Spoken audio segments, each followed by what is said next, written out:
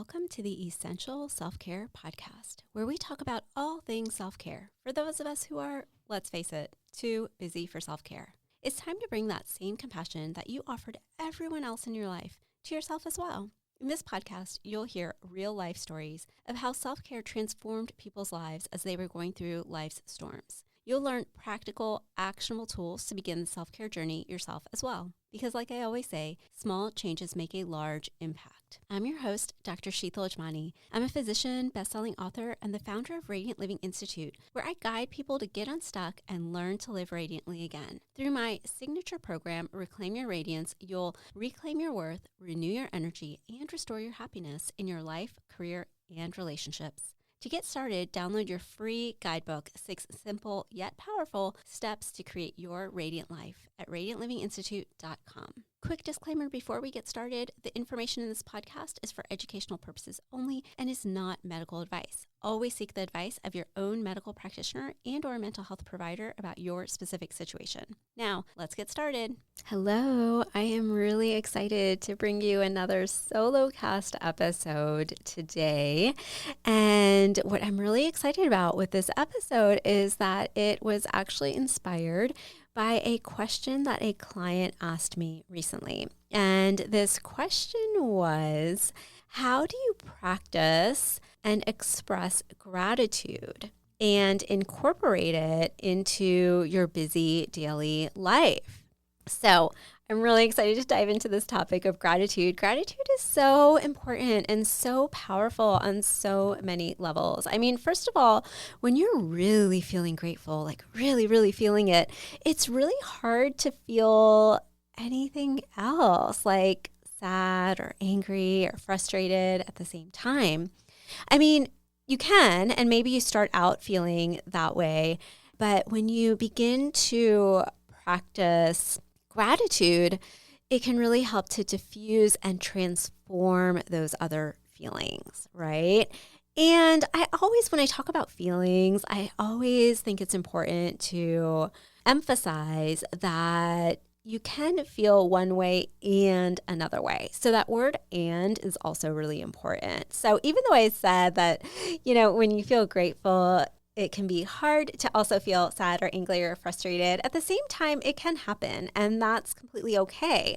But when you are feeling any of those things, if you're able to bring in a gratitude practice, like I said earlier, it can help to diffuse and transform those emotions as well as your experience of whatever situation you're going through, right? Because truly, you may be going through something really challenging where those feelings of anger and sadness and frustration are all completely valid and completely appropriate. And so I'm not saying to discount that at all, but it is possible to perhaps feel grateful and those other things, right?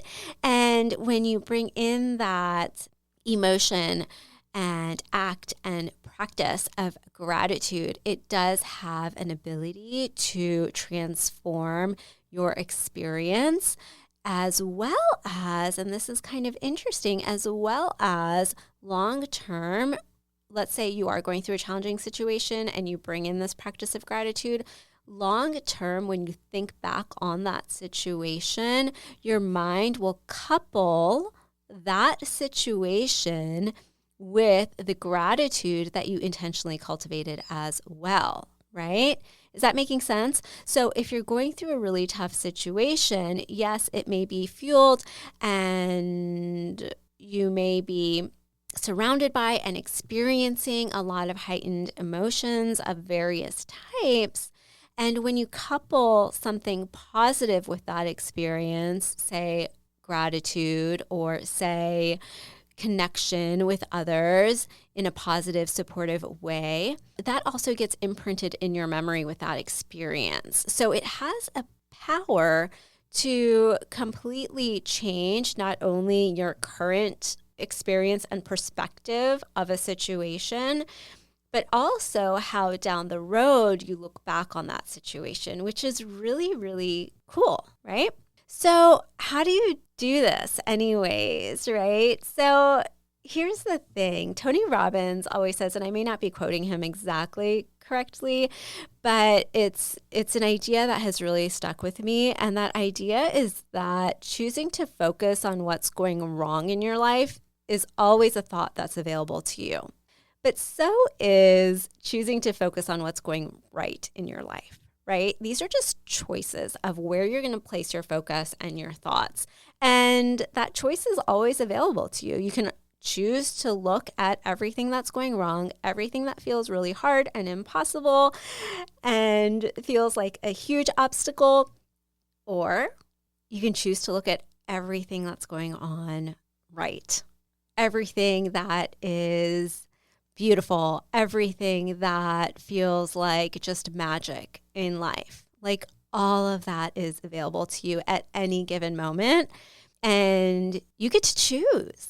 And I think that's really cool personally, because it's really empowering when you realize that you don't need to stay stuck in a certain thought pattern. You don't have to stay stuck feeling a certain energy or a certain way. Like you have the direct power to change that and affect that and influence that. And I personally think that's really empowering. And so another quote that I really like, and again, I didn't pull the exact quote, so I'm just expressing kind of the idea of it, but it's from Eckhart Tolle, which is that gratitude is the root of all abundance. Again, we can look at or think about all that we lack in our life, all that we want and don't have, but we can also look at everything that we do have, and truly that is the root and the foundation of all abundance. So what are some ways that you can begin to practice gratitude? So I'm going to give you 3 just really tangible ways that you can begin to incorporate this in your life. And I invite you to, after you hear these 3 ways, to choose just one to start to practice over the next couple of weeks. And then I always love to hear from you and support you on your journey. So definitely let me know when you've tried these, and let me know how you felt, what sort of changes you've experienced or insights, or if you find it challenging to even get started, or you do one of these practices for a few days and then you run into an obstacle or it feels really hard all of a sudden, please reach out to me with that too. I am here to support you. So what are the 3 ways? So one way is to make it part of your morning or evening practice so that it almost becomes just like a ritual and a habit in your daily life, right?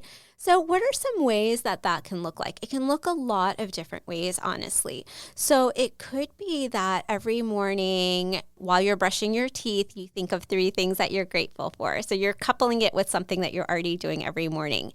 Or it could be that every morning, before you even get out of bed, you say something to yourself that you feel grateful for. It could be simple as something like, thank you for this day. Alternatively, you could do it and incorporate it as an evening practice. So again, it can be easy when you are just starting out to maybe couple this with something else that you're already doing.